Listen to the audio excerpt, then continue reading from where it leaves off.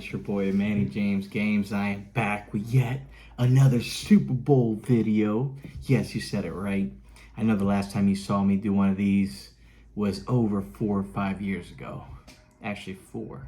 Back in 2017 when the Eagles took on the New England Patriots, which of course, I was pretty much spot on with most of everything there. Anyways, I am back. I want to talk a little bit of something about this next upcoming Super Bowl. That's right, Super Bowl 2022 for the 2022 season. Of course, the Philadelphia Eagles taking on the Kansas City Chiefs. Anyway, so going on over here to that particular discussion. Thank you all for joining me, of course, here live. Just kidding, it's not live. It's pre-recorded for your entertainment purposes. Well, today we're going to talk about the 3 reasons why the Eagles are going to go ahead and win this all. Starting off over here, number one reason why we're going to win it all is the defense. I know everybody talks about defense wins championships, and in this case, that is correct. All right. First of all, Eagles, everyone's talking about, these different factors, Mahomes this, Mahomes that, but let's be honest, Mahomes, when he's under pressure, he's not doing so well. I mean, hence that Super Bowl where they went up against the Buccaneers and just got completely demolished. He couldn't find a rhythm. He was getting smoked left and right.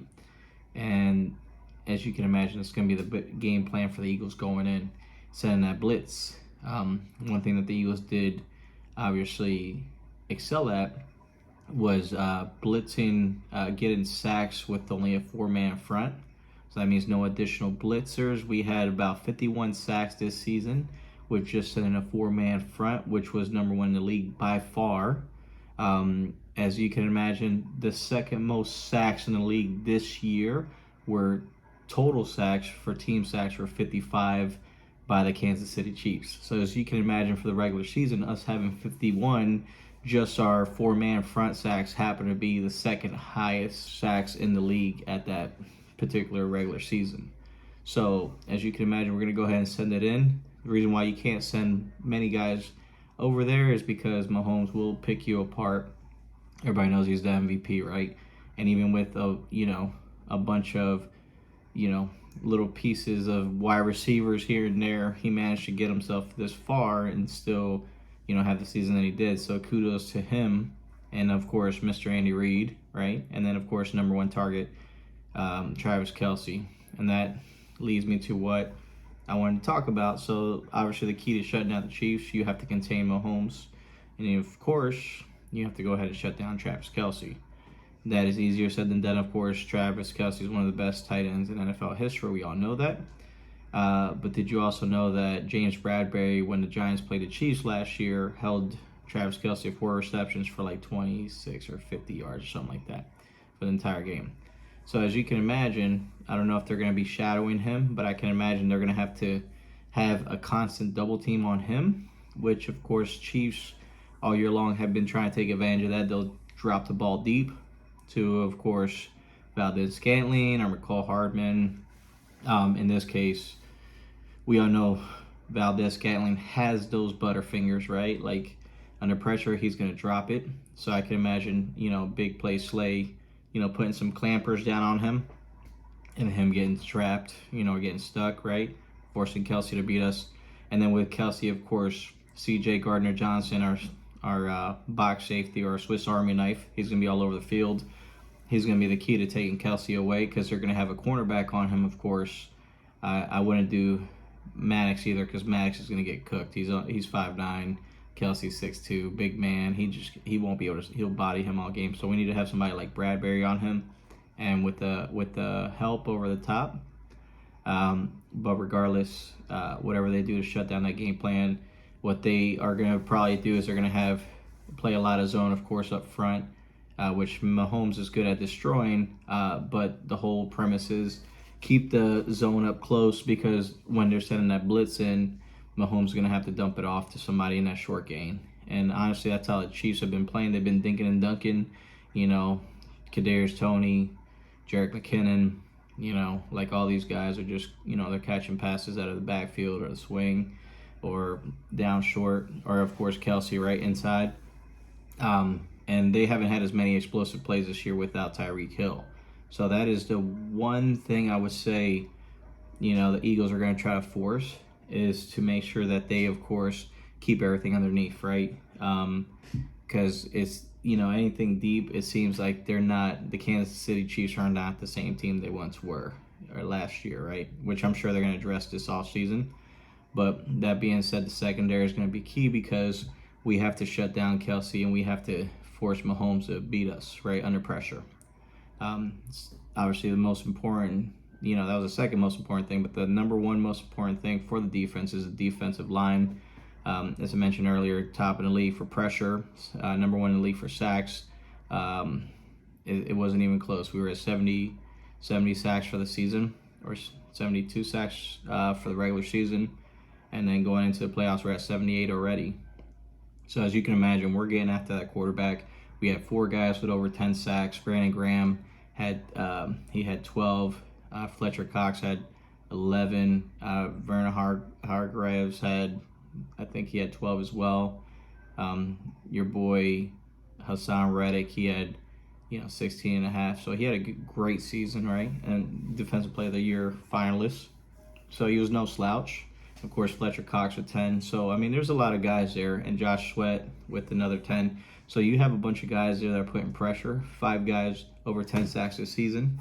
And we're going to keep rotating that defensive line because most people forgot Ndamukong Suh and Linval Joseph came in late in the year when we were just getting scorched on the ground, right? After 2 games of giving up over 200 rushing yards, the Eagles said enough is enough.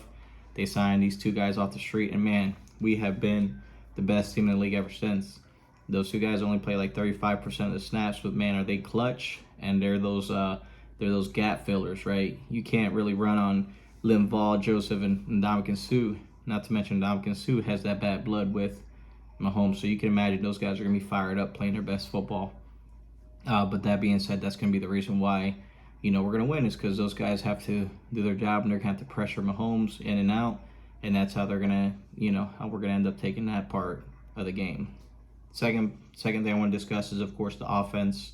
I'm sure that's all you heard about all this week. Everybody's talking about, the Chiefs and the Eagles, exactly the same explosive offense, exactly the same stats, throughout the season, yada, yada, yada. And we all know that's not the same, right? Like Eagles, when you want to compare offense, let's compare offense, right? Quarterbacks. Mahomes has a slight edge, right? He's the MVP. He's been doing this for a while, right? Mahomes is best in the league. Everybody knows that, right? But Jalen Hurts was no slouch. He was an MVP candidate as well, finalist, Yeah, he didn't win it, but, he was there. He missed a couple games, And even if he played, I honestly don't think he would have taken the MVP because most of his scoring was done on the ground. And as you can imagine, when it comes to MVP rankings, they want, the quarterback, right? It's always been the quarterback. Who's the best quarterback in the league? Who has the most passing yards and touchdowns, right? Because it's a pass-happy league. So as you can imagine, when we're talking about that there, of course, get the edge to Mahomes. But when it comes to people to pass through, weapons, first of all, the only thing Chiefs have in the passing game is Kelsey, right? So obviously the edge on tight end to Kelsey. Dallas Goedert's been a solid tight end all season. He's just been injured. When he plays, he's been great. I'll take that production any day with that contract, right? But wide receivers, right? They got a couple of guys that are just, catching passes here and there, doing this and that. They're not really solid contributors at all, right? They're like, dink and dunk, get a few pieces here. But we have some serious weapons. A.J. Brown, Devontae Smith, arguably the best wide receiver duo in the league, right? You could obviously put Jamar Chase, T. Higgins up there. You could also put Tyreek and Jalen Waddle up there, right? Because they had the most yards as a duo. But as far as most production, most touchdowns, that was going to be my boy Devontae and A.J. Brown. Because they just come in, they dominate, and obviously they could have had a better season if the Eagles were one-dimensional. But everyone remembers we had those games where we were just destroying teams by 20, 30 points early on. And so we went ahead and, rested the wide receivers. and we just destroyed them on the ground, right? We had at least 3 or 4 200-yard rushing games this season. Because when you got a lead and everything's clicking, why hurt your guys? Just give it to the running backs, run out the clock, end the game, right? That's what any good coach would do. That's what Sirianni was doing, and of course it paid dividends, right? So, wide receivers, we take the edge, and that leads me to the next category, which is of course going to be running backs. Chiefs have some solid ones. Pacheco's been solid. He's been streaky this year. They kind of have a carousel for running backs. One day it's Pacheco, one day it's McKinnon, one day it's Edwards-Helaire. So from a defensive standpoint, it makes it hard to really defend that. You just have to be on your P's and Q's, and you have to know, when McKinnon and Edwards-Helaire are there, you're going to get a lot more passing because they try to be sneaky and run the ball with McKinnon. He has been getting crushed. Like, he's not an in-between the tackles guy, right? He's not that one-cut quick guy. He's that get the space out there, flanker, and make it happen guy. Of course, Pacheco is a hammer in the middle. He runs hard, hits hard. Obviously, he's going to be giving us a little bit of trouble, I think, if they run him consistently. But obviously, that's a big if, right? Because you never know what, if they end up going one-dimensional, just trying to go pass happy. Next major category, of course, is the most important one, is the trenches, baby. O-line. Eagles were number 1 in the league again with their O-line. I mean, obviously, we got an all-pro center, all-pro right tackle. I mean, all-pro left tackle last year, right?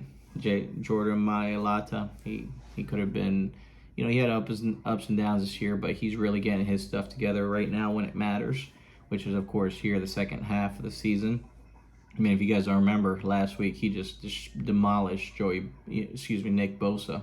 Just put him on his, pancaked him and just let him know, I'm going to be here in your face all day, bro.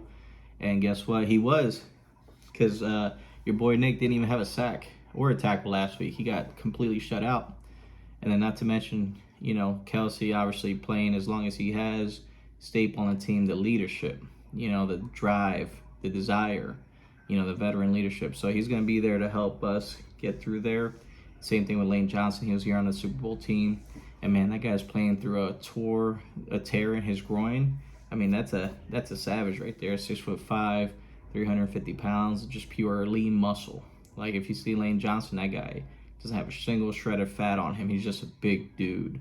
And that's why, what we're going to have to do to keep this game in our possession is we're going to have to shut down Chris Jones. And I can imagine, obviously, the Kansas City Chiefs are focusing on how to shut down, Jalen Hurts, right? So they're going to be sending a lot of blitzes. Apparently, we're one of the bottom 10 in the league when it comes to blitz pressure rate, completion, which is a weird stat because, how can you be the worst under pressure but still have the top ranked O-line, right? It's one of those weird stats that doesn't make sense. But whatever gets those guys rocks off, makes them feel better, or makes it, paint the story for what they're trying to prove as far as, narratives, right? Because this is all about narratives. That's all that, analyzing is about, right? It's how the script's going to play out. Well, let me tell you something, ladies and gentlemen, the script is going to play out with the Eagles winning the Super Bowl. All right? So if you don't have that, I'm sorry to say that you're going to miss out. But regardless, as I was saying, O-line's strong. Landon Dickerson, left guard. Isaac Samualu, right guard. So all these guys, man, we're stacked. We even have some veterans over there. We have the rookie Cam Jurgens. He can play multiple positions. So if we happen to get hurt, we have guys that can step in and really produce, right? And really give it their all and, make it not much of a drop-off, right? But obviously, anytime you're going from an all-pro lineman to a backup, it's going to be a drop-off. You just want to make sure your drop-off is better than the other guys or the other teams. So I think that's why with that elite O-line, the Eagles are going to have, do their best to contain Chris Jones with double teams.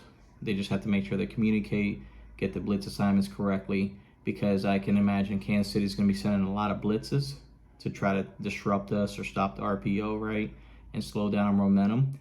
Because at the end of the day, they know that once we really get it going, and firing on all cylinders, we're like unstoppable. You know, like there's no way you could, you know, keep hanging with the Eagles when it comes to that. So obviously, as long as everybody executes, you know, you're looking at a game where we're gonna really be dominant.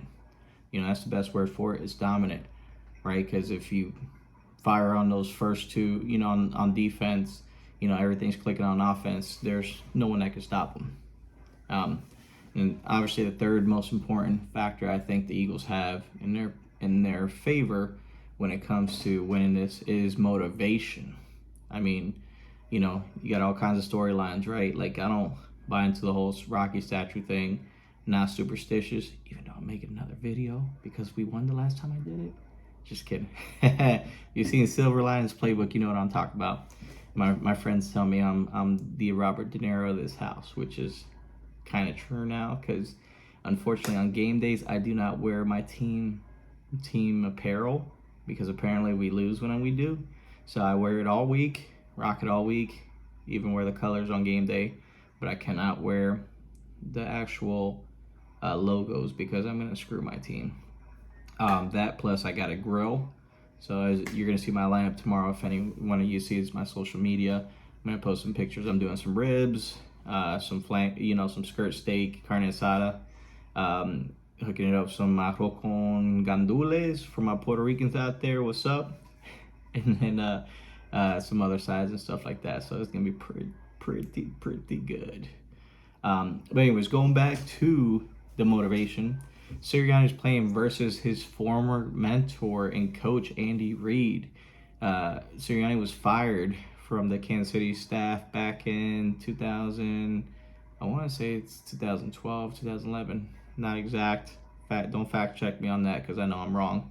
But regardless, he got fired from there. Sirianni bounced over to a couple different staffs, but he made it over to Frank Reich's staff, and that's where he was at for a few years, right? That's where we got him from. But of course, it's the ultimate revenge game. He gets to go up against a guy that, you know, didn't believe in him anymore and fired him, you know, and he had to really step up from that, from being an assistant coach, and come back and really move himself to where he's at today. So, you know, obviously that's going to be a big factor there. The other biggest factor is everyone is just disrespecting the Birds. Like, what is wrong with y'all? Like, I've never seen a team get hated on so hard than the Eagles. It's not like, you know, we cheated or anything, right? It's just people don't like us. You know, we don't care, right?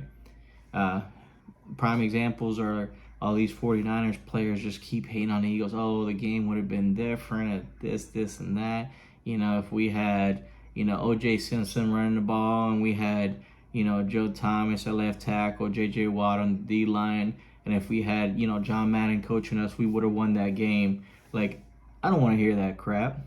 Like, you guys take your L to the chin, be men, and move on. Don't sound like a bunch of whiny punks like you are today. Like, I had so much respect for the 49ers going into that game. Like, they did some great things. They helped my buddy, you know, Christian McCaffrey helped my buddy get to the game. And, you know, I am eternally grateful. And I was trying to be, like, such a good, you know, sport about it. But when I see them talking about, oh, you know, I get the whole comment, I hope nobody wins, right? Like, it hurts. It is what it is. But then he also said, you know, the game was stolen for us. This is McCaffrey. And, you know, oh, excuse me. Context. He said it feels like something was stolen from us. So I don't have any disagreement with that whatsoever. If you feel like, you know, one of your leaders or best players gets injured, right, and you lose, you still got a stink in your mouth, right? Like, you don't feel good. You feel like this is, you know, it sucks, right? Like, if we would have went this other way, it would have been different. Like, I totally get that and how they felt that way, so I don't think that they're saying we stole it at all, or he's saying they stole it at all. But then you got people like Ayuk and Debo, friggin' boneheads. They're over here talking about, oh, well, you know, if Purdy was healthy, we would have blew him out like every other team. Well, Debo, let me tell you something. The moment you start treating your opponents like every other team and you try to act like you're the, you know, like, I get it, have an attitude saying you're the best, but if you're, like, disrespecting people to make yourself feel like the best, then you're wrong, bro. Especially when you got your ass shut down son, like all game long. Like you didn't do nothing, you know, because you got shut down. So don't try to sit here and put it on, the quarterback, because everybody knows Josh Johnson wasn't supposed to start, but he also was no scrub either.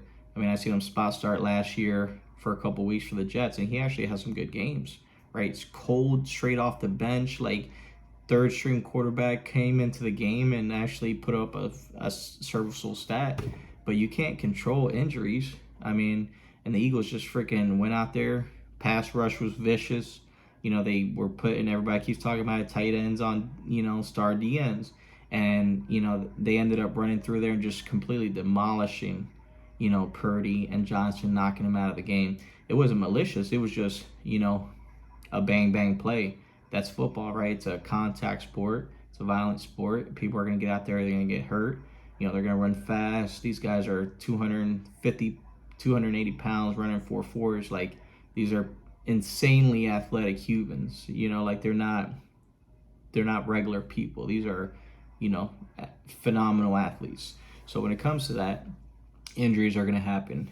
And so for them to continuously say, oh, this and Ayuk's like, I can't even remember what he said, but it was along the same lines as Debo, like, oh, we would have beat them and they're not a good team and blah, blah, blah. And then not only that, you have freaking, what's the safety? It wasn't Jimmy. I think it was Jimmy Ward. Correct me if I'm wrong. Talking about, oh, I got something for A.J. Brown, Devontae Smith. Next year they have to put me on safety, blah, blah. First of all, look at your roster, bro, before you start talking. T.J. Ward is talking about re-signing, and you have Hufanga, don't remember his first name, but those are your starting safeties. They ain't moving you to safety. You're lucky you're on the field. They moved you to a slot cornerback. Not saying that you're a scrub or anything, but you're not better than those guys. So don't expect to be in their position when they're obviously way better at the position than you. So just take it how it is, man. You're the slot cornerback. If you get one of them, if they don't cook you on them routes, you might get a chance to hit them. But obviously, you didn't get a chance to touch them last week. You know why? Because you were getting cooked. So don't get mad at them for being better. And I totally respect AJ and Devontae just like not saying anything. Like if you looked at all the trash talking this week, everybody's just hating on the Eagles, even though we're favored on there, right? Favored by 1.5, trap game, whatever. Despite all those details, people are disrespecting us, talking bad about us, saying we don't belong, cupcake schedule, all these different excuses. They don't realize that they've been adding bulletin board to this team for a long time. And we're using that as fuel because we didn't get not one award. We had a... Like, gave it to Brian Daboll for bringing the Giants back from the dead. Well, bro, at the end of the day, like, they squeaked into, they got into the playoffs. They did better than they expected. But nobody in their right mind expected the Eagles to win as many games as they did. I don't even expect that. And I'm a fan. So imagine, you have that expectation. You have a coach that exceeded his win total by 4 or 5. And then Brian Dable exceeded his by like 2. Like he was expected to win 7 games this year. He won 9. Boo-hoo.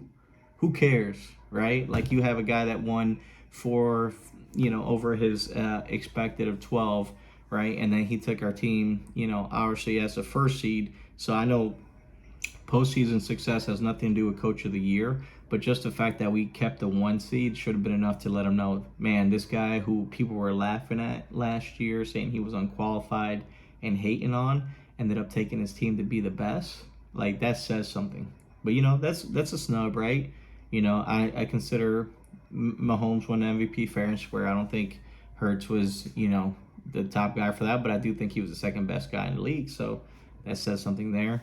How much Patrick won it here. Next one, comeback play of the year. That too, it's a little bit of a toss-up between Geno and Brandon Graham.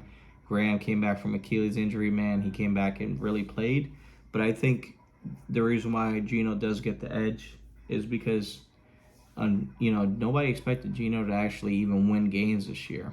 And the fact that he won games and took them to the playoffs, I do give him that comeback player of the year. Because at the end of the day, he really exceeded expectations, right? And the other one, defensive player of the year, like that, they gave it to Nick Bosa. If you look at the numbers, Hassan Reddick actually had better numbers with less snaps. right? So that's crazy to me that Bosa won it. It's just he's a more popular team on a bigger market, and we're the Eagles, right? We don't get the respect. So I think because of all the hating that people have been doing, all the bulletin board they've been talking, like people just completely have been dogging us despite what Vegas is saying. That's why I think we're gonna win, because the Eagles are just built like that. We're from the city of underdogs.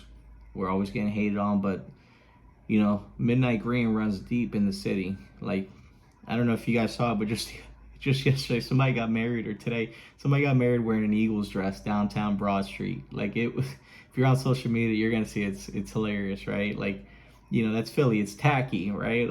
Like we're tacky. You do like everything Philly print, right? But that shows you how deep embedded this community is into the team. Like, we love our team. We bleed green. We're not like, we follow our team because they're winning. We follow our team when they're losing too. Like, there's no more passionate sports city than Philadelphia. People try to take that, but at the end of the day, it's when it comes to like football, like there's no one comes close to that, despite what all these people are saying, right? Um, so that being said, because of all the hate, that's why I think we're gonna win. Not that I know we're gonna win. And obviously you guys look back and you're probably, if we, anything happens different, then obviously you're gonna go back and tell me how wrong I am, and that's great. But if I'm right, I'm sure you guys ain't gonna go out here and be like, man, you were right, man, you really called it here. Because, when you're right, nobody cares, but when you're wrong, they want to rub it in your face. So that being said, I do have my final score here prediction. The Eagles win this game 33-24. And I think despite everything that happens, I think the Eagles take the lead late in the fourth quarter. And, we take the lead to get up on them. And then, of course, our defense holds Mahomes to no touchdown as time expires. So that's how we win the game tomorrow. It's going to be a close one. It's going to be a nail-biter. And it's going to be a classic again. But it results, from what I feel, it results in the Eagles getting their second ever Super Bowl in franchise history, which would make us 2 for 4 in a big game, which is not too bad, 50%. But regardless, I appreciate all you turning into my video here today. Of course, this is Manny James Games coming at you live with my take on the Eagles. And, whatever happens, you guys enjoy your game tomorrow. And, most importantly, go Birds. So I appreciate you guys all for coming in. Thank you so much, and God bless you all. Have a good day.